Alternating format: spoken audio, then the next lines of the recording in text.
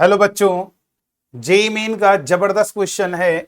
और देखिए क्वेश्चन जो दिया है एक्चुअल में, देखो रेंज ऑफ द फंक्शन, ये देखो रेंज ऑफ द फंक्शन, यानी यहां पे रेंज ऑफ द फंक्शन की बात कर रहा है। ये क्वेश्चन फंक्शन का हो गया। और दूसरा उसके बाद straight line, distance of the point from the line, ये हमें बतानी है। बहुत बच्चे कह रहे तो ना करो sir, distance of the point बताना है, फ्रॉम द लाइन निकाल लो। वही बेटा डिस्टेंस निकालोगे, लेकिन आपके पास ये अल्फा बीटा परेशान कर रहा है ना। ये अल्फा बीटा जो इसकी रेंज होगी ना, जैसे इसकी रेंज 2 से मान लीजिए 11 है, तो ये पहले वाली वैल्यू अल्फा हो जाएगी, दूसरी वाली वैल्यू बीटा हो जाएगी। यानी पॉइंट हमारा 2,11 से डिस्टेंस बतानी है। और ये तो स्ट्रेट लाइन में आपने पढ़ा ही है कि किसी पॉइंट से अगर हमें डिस्टेंस बतानी है, कोई पॉइंट अगर x1, y1 है और कोई लाइन है, उससे अगर हमें किसी लाइन की डिस्टेंस बतानी है, मान लीजिए कोई लाइन इक्वेशन है ax plus b y plus c equal to 0, और इस पॉइंट से डिस्टेंस बतानी है, तो डिस्टेंस कैसे आएगी? बहुत आसान है। x की जगह रख दिया x1, y की जगह y1, प्लस का c का मॉड डिवाइड में अंडर रूट ए स्क्वायर प्लस बी स्क्वायर, जो उसके कोफिशिएंट है उनके स्क्वायर का समेशन का अंडर रूट हो जाएगा। ठीक है, लेकिन ये पॉइंट तो मिले, पूरा खेल इस पॉइंट का है और इसकी रेंज निकाल लीजिए। अब सर जी, ये तो सर जी बहुत डरावना सवाल लग रहा है। डरने की तो जरूरत नहीं है, यहां पर बहुत आसान है क्वेश्चन। देखो कोई क्वेश्चन ऐसा नहीं होता है जेई में। यहां पर देखिए ये क्वेश्चन दिया हुआ है, अब ये देखने से इतना बड़ा एक्सप्रेशन लग रहा है, ये आपने क्लास 11th में पढ़ा होगा, 10th में पढ़ा। देखो इसको हम डायरेक्ट यूज करते हैं। देखो अगर मैं आपको एक क्वेश्चन दू 20 डिग्री कॉस 40 डिग्री और कॉस 80 डिग्री, तो आप इसे लेंथी कर लोगे। लेकिन हमारे पास एक ऐसी टेक्निक है जिसे हम बहुत इजी कर देते हैं। बताओ क्या? देखो 60 डिग्री हमारी बाउंड्री है, एक एंगल 60 से कम है और एक एंगल 60 से ज्यादा, एक 80 है और दूसरा, देखिए एक एंगल मैंने कहा 60 है, 60 डिग्री बाउंड्री है, एक मान लीजिए कम है, ये देखो 40, और एक क्या है?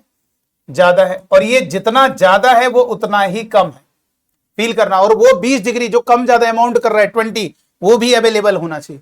तो इसकी डायरेक्ट वैल्यू हो जाती है 1/4 कॉस, और जो एंगल कम ज्यादा हो रहा है 60 से, उसका ट्रिपल यानी 60 डिग्री, इसकी वैल्यू डायरेक्ट आ जाएगी 1/। सर ये क्यों बता रहे हैं? क्योंकि यही तो है। यहां पर देखिए कैसे वो आपको उस एंगल का ट्रिपल करना है। देखो कैसे, यहां पे देखो कॉस एक्स और कॉस, एक एंगल π/3 मतलब 60 से कम, और दूसरा एंगल 60 से ज्यादा, और जो कम ज्यादा कर रहा है x, वो भी इनटू में अगर है तो डायरेक्ट 1/4 कॉस, और इस एंगल का ट्रिपल। याद करो, प्रूफ करने क्वेश्चन आता है, लेकिन हम इसको डायरेक्ट रिजल्ट की तरह याद रखेंगे।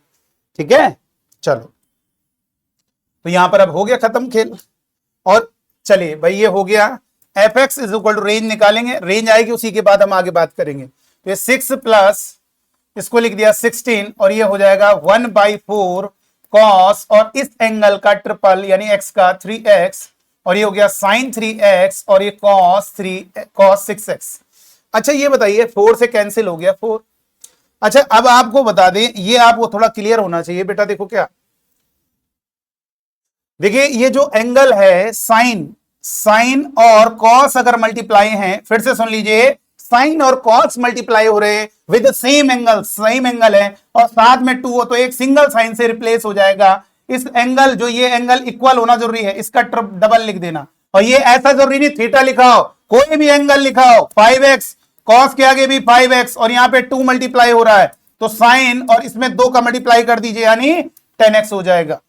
इसी तरह से लिखा है sign 8x cos 8x, angle equal है और 2 का मल्टीप्लाई हो रहा है, तो डायरेक्ट साइन और इस एंगल का डबल यानी 16x डायरेक्ट हो जाएगा।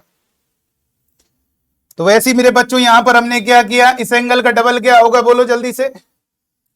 इस एंगल का डबल हो जाएगा, यहां पे 2 भी तो चाहिए, तो ठीक है, 2 × 2 cos 3x × sin 3x, और ये cos 6x हो गया।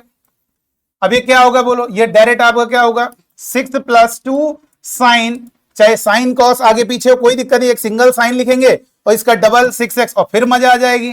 फिर क्या मजा आएगी? फिर इक्वल एंगल है, 2 मल्टीप्लाई हो रहा है, तो 6 + साइन और एक सिंगल यानी सिंगल साइन और इसका डबल 12x। अब हो तो क्या खत्म। अब कोई भी एंगल हो, इससे मतलब नहीं, बस ये साइन है, कुछ भी एंगल हो जाए, एंगल से कोई मतलब नहीं। साइन की मिनिमम वैल्यू माइनस, जब ये मिनिमम होगा तो ये भी मिनिमम होगा, जब ये मैक्स होगा तो ये भी मैक्स होगा, और वैल्यू उसकी मिनिमम से मैक्सिमम के लिए। तो रेंज निकालने का यही तरीका होता है ट्रिग्नोमेट्रिक फंक्शन में। साइन कॉस अगर किसी कांस्टेंट नंबर के साथ ऐड होता है तो उसकी रेंज जो हो जाएगी वो क्या हो जाएगी, range of the function. Minimum value put करो -1, तो 6 -1, सर यहाँ 12x, यहाँ 6x लिखा, 2x लिखा, कुछ भी लिखा हो, साइन की मिनिमम वैल्यू -1 पुट करोगे तो 6 में -1 होगा 5, और मैक्स वैल्यू 1 होगी, जब ये 1 होगा तो 6 में 1 ऐड होगा 7।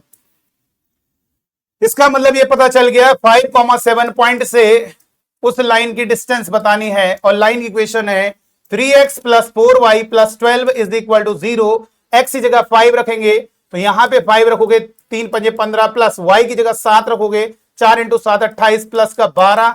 मॉड करने की जरूरत नहीं, वैसे पॉजिटिव नंबर है। और यहां पर 28 में 12 जोड़ोगे, 40 में 15 जोड़ोगे 55, और नीचे पहले इन दोनों का स्क्वायर कर दीजिए, तो 16 और 9 25 का √ 5, तो ये हो गया 40 और 15 55, 55 में 5 का डिवाइड करोगे 11, यानी आपका ऑप्शन ए पार्ट करेक्ट हो जाएगा। इस तरीके से सॉल्व होगा। तो चलिए आज की वीडियो में इतना है, थैंक यू।